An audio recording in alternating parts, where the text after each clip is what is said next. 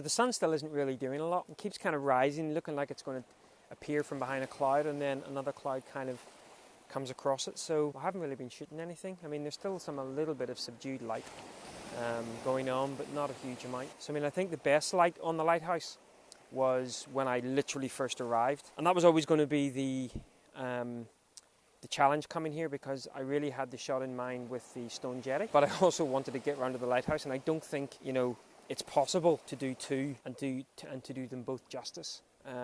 Thankfully, somewhere like this is quite close to me, but I guess it's a lesson as well. Sometimes, you know, we see ourselves running around trying to sort of get the shot, and I'm wondering, are you sacrificing a proper shot versus just a record shot? I don't know. Certainly the stuff over here, yeah, I it all felt a little bit rushed, and I don't like that with my photography. I don't like rushing it, because a big part of the photography is actually enjoying being out here and just sort of just being, basically. So anyway, my wife just got a text from my wife. She's just about to take off, and the bizarre thing is her flight, I'm not sure what way the flight will go, whether it will go inland or outland, but it might actually fly over here. So I'm still shooting with a 10-24. I'd be semi-tempted to go with the 18-135. Just on the horizon, there's some little squalls moving through in that dark cloud, where that sort of sun could actually make for something nice. This is actually my favourite type of light, when you have an illuminated foreground subject, or it would be if the sun was to come out, and then that really dark, moody sky in the background that's not taking on any of the sun's light.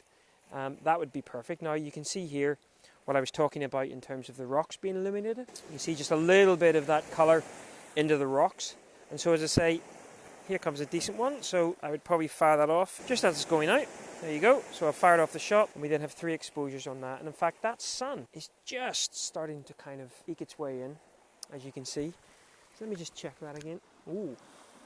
So the base exposure on that last one was quite nice. So again, I'm just going to fire the shutter. I'm not going to fire it yet. Just going to let it disappear just a little bit from the tripod, and then I'm firing it now.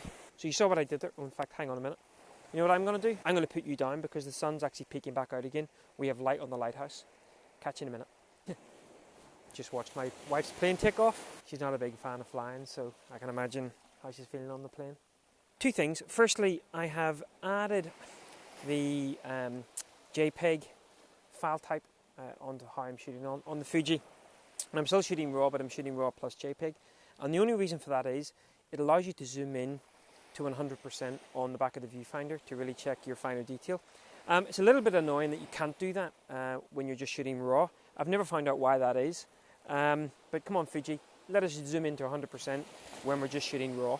A lot about photography is not just, you probably heard this before, it's not just about what you include in your frame, it's about what you exclude.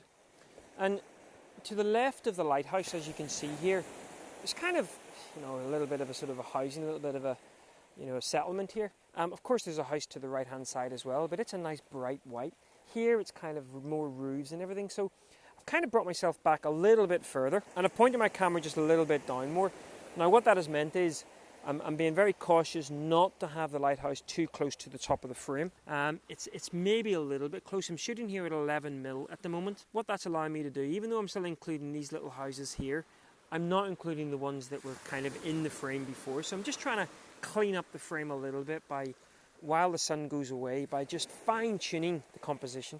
Not necessarily going and finding a completely new composition, but just fine-tuning it, both in terms of moving with my feet a few meters to the left or right, and also just playing around with the focal range. That's kind of what I'm playing with. And here's another bit of a wave coming. Yeah, I mean, here comes another one actually.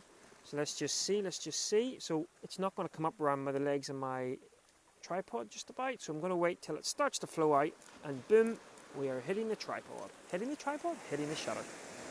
So just switching to the iPhone a little moment, just to record, just to show you my initial composition. Reasonably simple.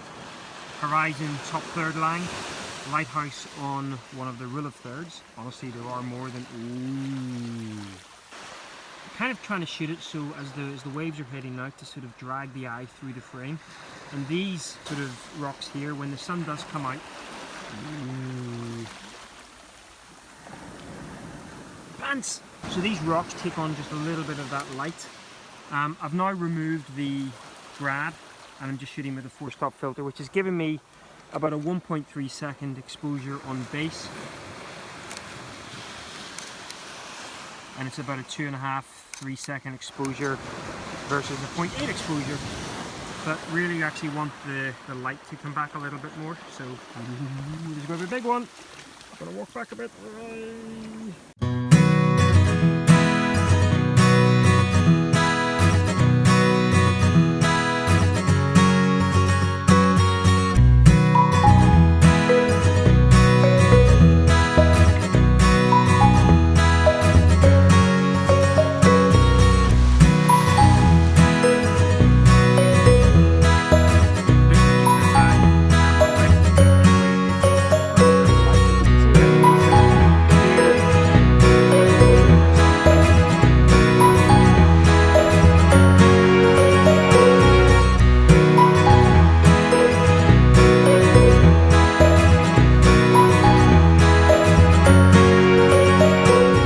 So, kind of brought myself, so you may have seen me actually changing cameras.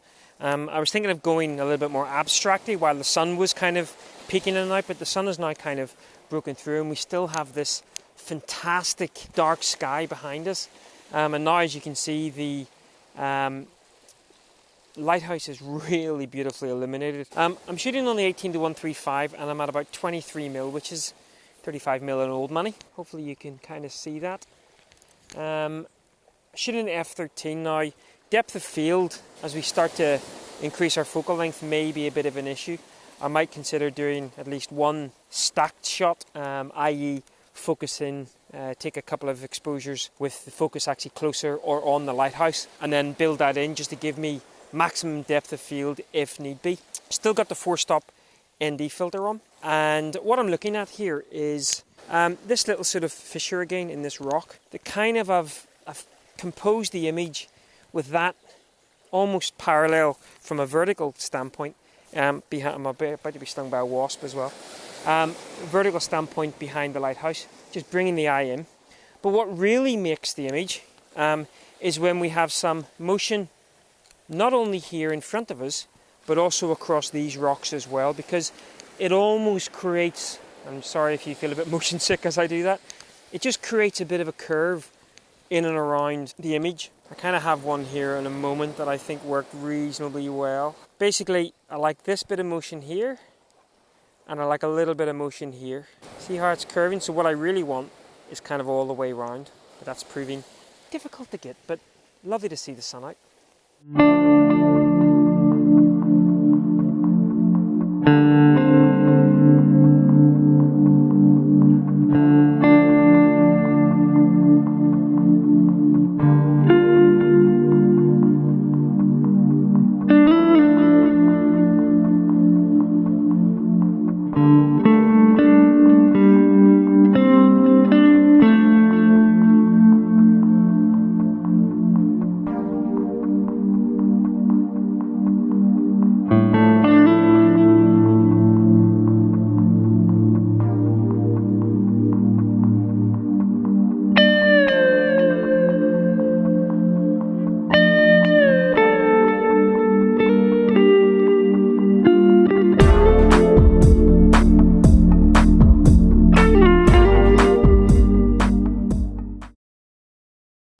Could be the one. So I'm firing the shutter. Nope, not doing anything.